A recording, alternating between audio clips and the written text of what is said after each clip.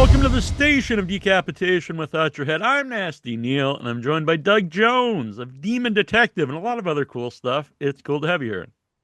Oh, thank you so much for having me. And you've got a great last name, by the way. Oh, thank you, thank you. Yes, yes. When it's spelt the same way, which Yeah. I don't know how else it would be spelt, but I don't know. Maybe we're Well, related. Director Spike Jones does it with a Z, I think, That's doesn't very he? true. Exactly. Yeah, Yeah. yeah, Good point. Good point. yeah. Yeah.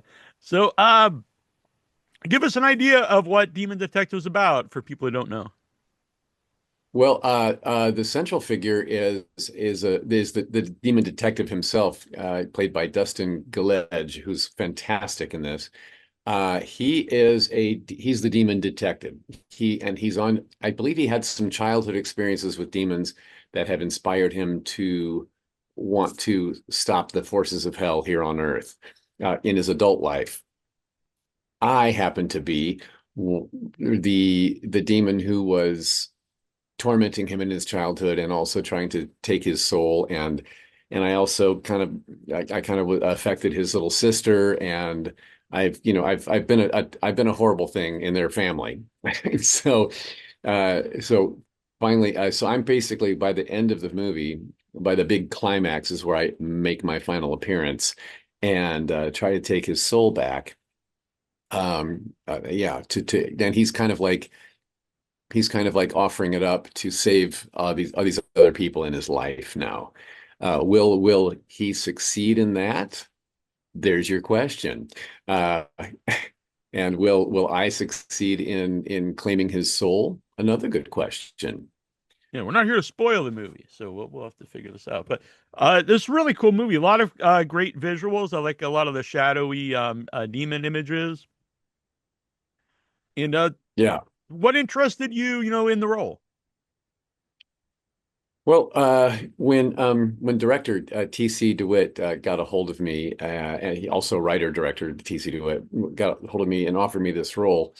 Um, I I do love a delicious bad guy, right?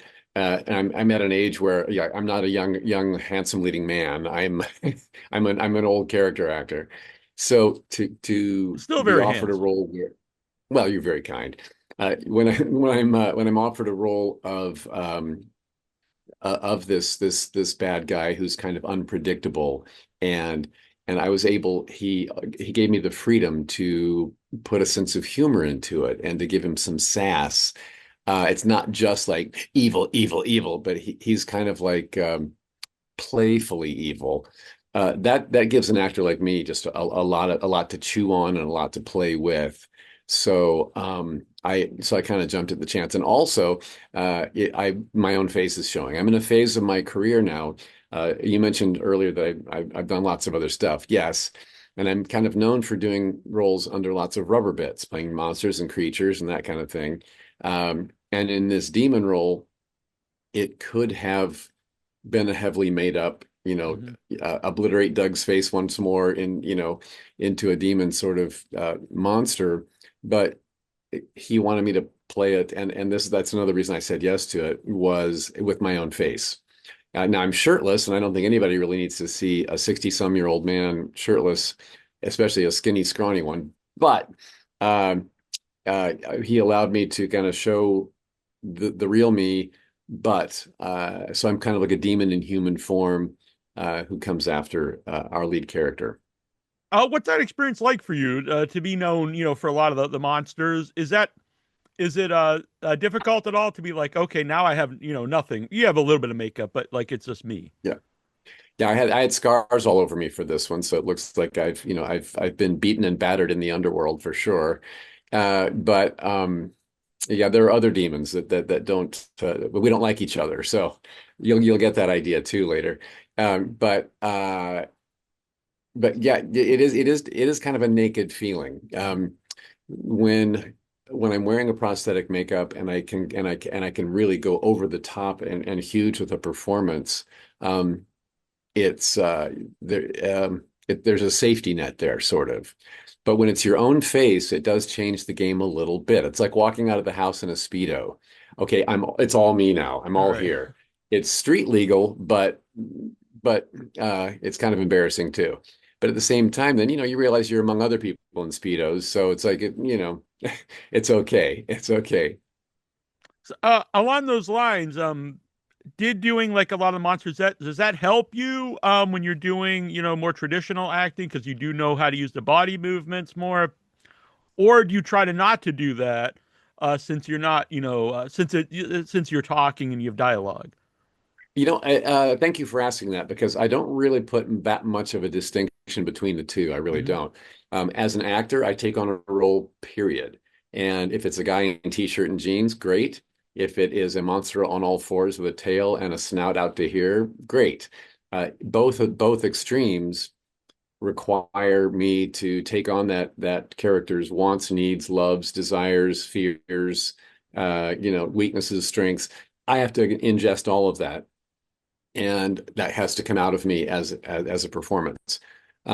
So I think even as a guy in t-shirt and jeans, you need to take on a role from head to toe. There is a physicality that comes with all of us as humans. Body language as we speak, or body language as we react to something that's going on in the room, tells more than 50% of the story, really. Hmm.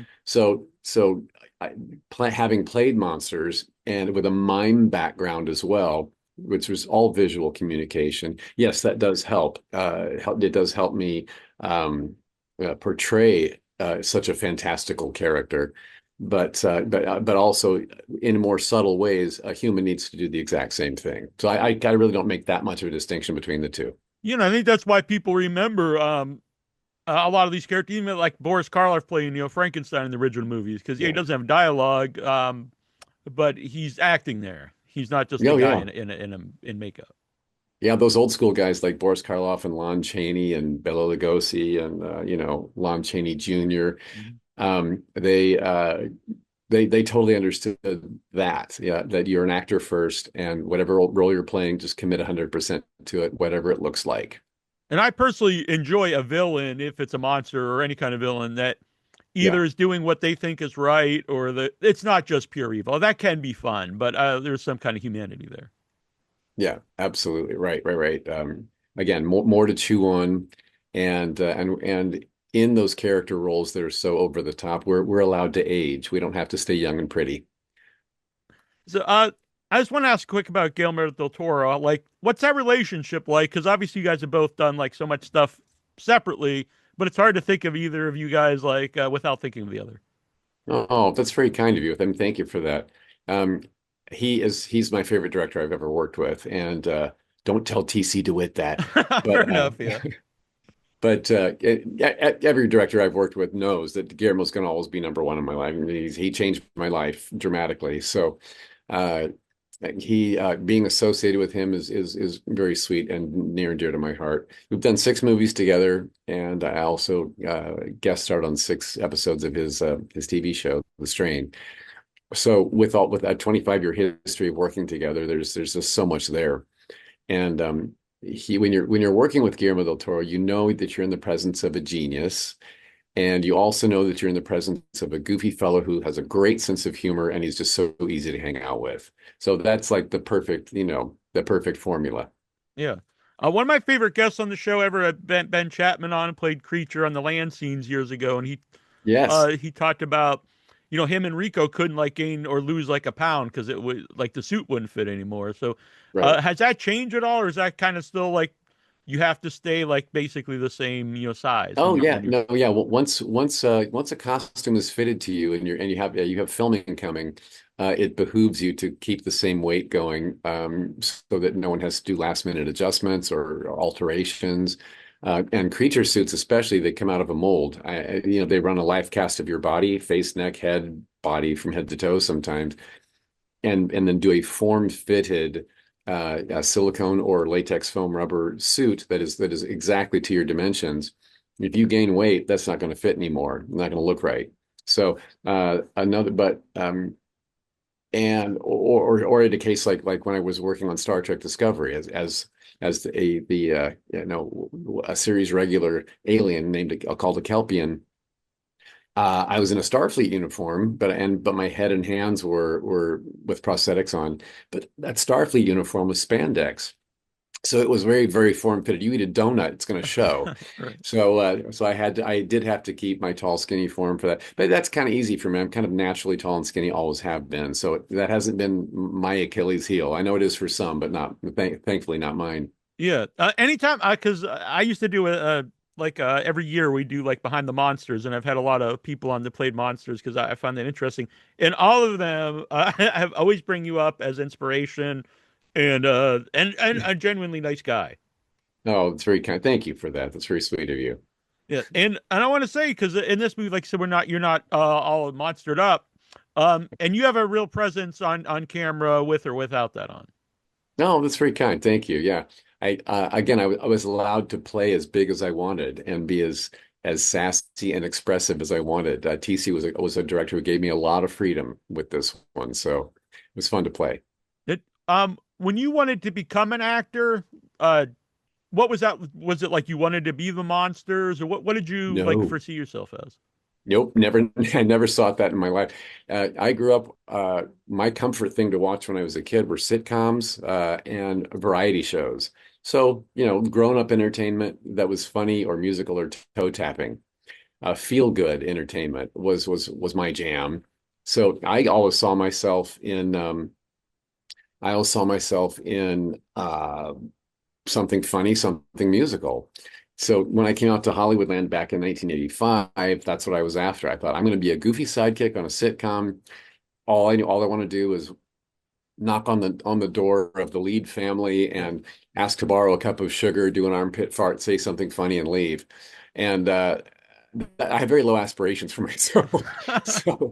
So, so the career that I ended up with was kind of a left turn surprise I wasn't expecting. Mostly because I came into Hollywood with a resume that had mime and contortionist on it. Now, I never had a circus act that I traveled with, but I had very flexible legs. I could put my hat behind my head. And that became like a selling point. Like, oh, he can do a physical gaggery, you Hmm. know? So my TV commercial agent that I started with sent me out on auditions that were for anything physically uh, you know, uh, uh, oriented, which would be pratfalls or monsters or something. If they were asking for mime or clowning kind of experience, they would send me out on that. And often those roles came with a look that was glued on to me. So that's how I started booking commercials right away. And then because of the looks that came with them, I started meeting creature effects makeup artists. So it was them that liked working with me, and they liked my tall, skinny form, small face, easy to build on without getting too bulky. That's a prosthetic dream. And then also knowing how to move in it with my mime background and my flexibility. So they kept coming back for me. So the referral process started, and that's how my this surprise career happened for me. I was after sitcoms, and I ended up as in monsters and in the horror sci-fi comic book genre, and I've loved it there. And all those genres have been so good to me over my Hmm. 39-year career. But I'm in a phase now where, and now that I'm 65 years old, I am enjoying playing humans, and I've enjoyed taking the rubber bits off and seeing if I can pull the Betty White routine and work into my 90s as a human. All right, yeah, we need to get the golden guys together. Yeah. Yeah. So what did you have any issues with the prosthetics originally, or was this something that like you just took to? Issues as in problems, you mean? Yeah, like did you ever feel like claustrophobic or anything No. like that? Yeah, and that's a person by person thing. Some people are just naturally claustrophobic. Some people are just not, and you never know when it's going to kick in. That's the scary part, is that you might be thinking, "I got this. Oh, this is great. This is great. Get me out of this!" And you have no idea when that's going to come. Right? Thankfully, that's never come to me. But I have worked with some big macho stuntmen side by side as monsters, and someone who's jumped out of burning buildings and crashed cars. And if it's the wrong moment, the wrong day, the wrong time for them, they might want to rip their prosthetics off and say, "Get me out of this as fast as you can." And you don't know when that's going to kick in, and it's all psychological. And for me, it's always been a matter of trusting that the people who put it on will also be taking it off. You're not going to die in it. Right. When did you know that like people started to know you? Like, because sometimes people who play a lot of the monsters, like only like hardcore horror fans might know who they are. Yeah, as far as like the public, the viewing Yeah, audience, yeah. the creature effects people knew me right away, and that Hmm. referral process started in a very small world of theirs.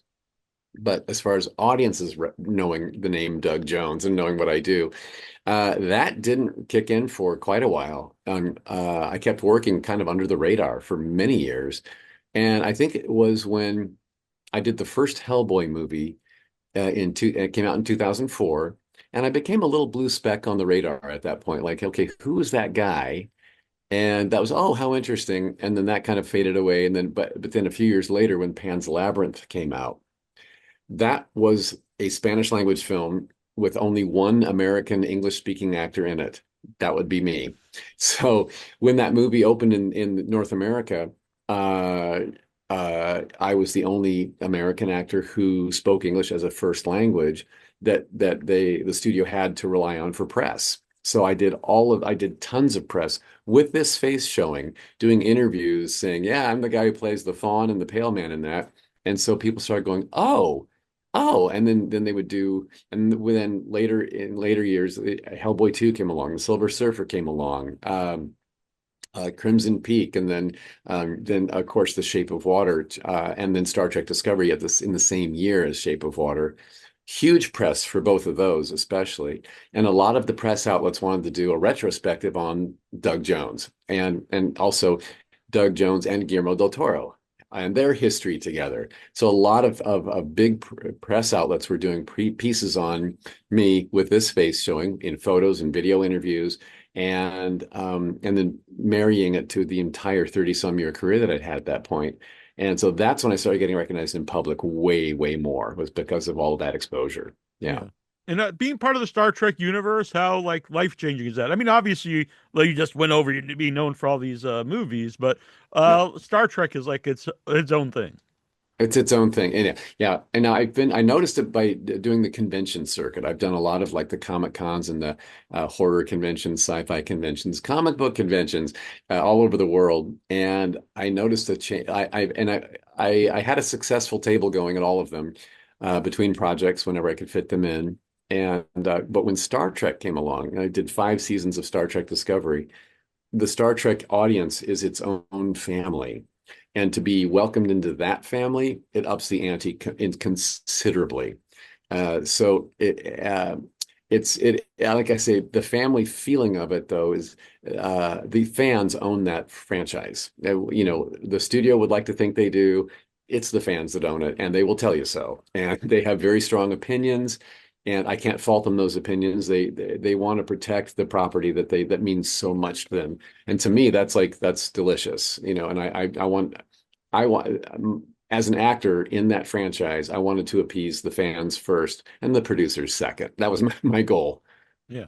And I know it's a horror show, but I'm a big Star Trek guy myself, so don't tell my Thank horror you. fans. But yeah. Oh, thanks. Yeah.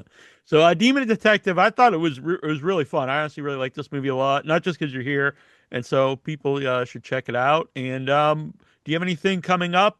And what we see you like in a musical or a comedy? Well, you're going to see me in a light Christmas comedy Oh, cool. coming to theaters November 7th. It's called All Is Merry and Bright. And I play Doug, the who is a goofy delivery guy. I bring packages to the lead lady's house every day leading up to Christmas, and she's not quite sure she ordered all that. So it was so I mean I make about 6 or 7 appearances in the movie, and it's great fun. Deadpan humor. I loved playing him so much. But in the horror genre, I have a couple more coming up. I've done a lot of indies of late with my own face, remind you. One is called Vicarian. It is a uh, uh, oh, I'm a human in it, and I'm an old rich guy who sends a woman to Italy to relive my youth with my dearly departed wife, and does it in virtual goggles. And I'm not well enough to travel, so I sit in my mansion at home, taking the trip with her in my goggles. Interesting. So that's the premise, but a lot happens in it, and it takes a darker turn, and I'm not going to ruin that, but that's Vicarion. I have no. We just finished filming that a couple months ago, so I'm not. I don't think they have a release date yet. Also, I did a movie called. You might enjoy this one. It's called Horrified, and it takes place at a horror convention. Oh, So, interesting. yes, and in that one, I play Doug Jones. I'm playing myself in that. And of course, at this horror convention, a killer gets loose and starts picking people off one at a time. Was it And filmed in an it's actual hilarious. convention? Well, I'm sorry. Was it filmed in an actual convention? They made their own convention, and the Okay. convention was called Horrified. All right. And we filmed in Tulsa, Oklahoma, which is where it took place. It was very whoever wrote this has done the convention circuit and knew the nuances and the humor that comes with that whole world. It was hilarious and smart, and also Ron Perlman is in it as Oh, well. sweet. So yeah. So we've that's now a few times that we've had credits together in movies and Yeah. TV. So But yeah, yeah, not as yourselves probably. So right. No, right. yeah. That's right. But we're both humans in this. Yeah, Yeah. All right, cool. I look forward to that. Both those sound very fun. I'm a big convention and festival guy, so yeah, that sounds up my alley. yeah. And thank you for doing this. I appreciate it. All right. Well, thank you so much, Neil. Yeah. Thank you so much for having me. It's Yeah. very sweet of you. Yeah. Thank And I you. can tell that you're a true horror fan. So keep that. Keep your. Thank you for keeping the genre alive. 100%. Yeah.